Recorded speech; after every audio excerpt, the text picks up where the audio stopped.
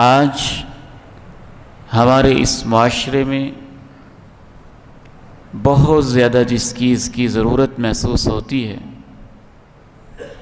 اپنے اپنے مال کی طرف،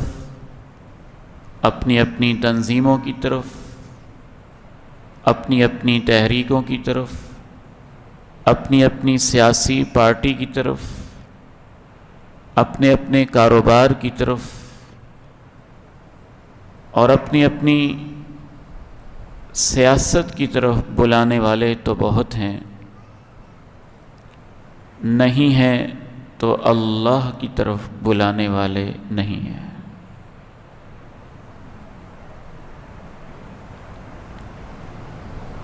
اللہ تعالیٰ کی طرف بلانا،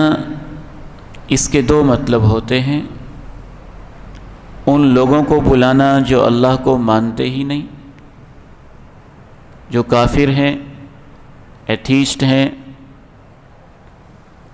ان کو بلانا جو مانتے ہیں لیکن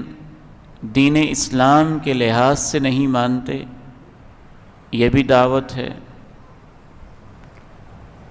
اور دوسرے نمبر پہ ان کو بلانا جو اللہ کو مانتے تو ہیں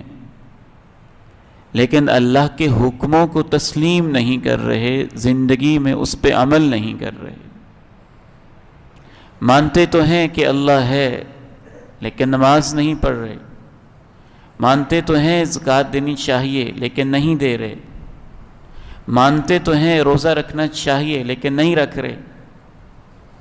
مانتی تو ہیں بیٹیاں کہ پردہ کرنا چاہیے لیکن نہیں کر رہی،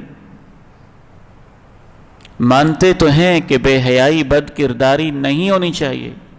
لیکن وہ بد کرداری اور بے حیائی کا ارتکاب کر رہے ہیں۔ تو اللہ کی طرف بلانے کے بھی دو مطلب ہوئے، ان کو بلانا جو اللہ کو مانتے ہی نہیں کہ آؤ اللہ واحد کے در پہ جھک جاؤ، شرک سے الحاد سے بچ جاؤ، اور دعوت اس معنی میں بھی کہ جو کلمہ تو پڑھ چکے ہیں لیکن ان میں کسی لحاظ سے بے عملی ہے، نیکی کے کام کو چھوڑے ہوئے ہیں یا برائی کا کام کر رہے ہیں، تو ان کو بلانا کہ آؤ نیکی کے کام پہ لگ جاؤ اور برائی کو چھوڑ دو، اسے دعوت الی اللہ کہتے ہیں۔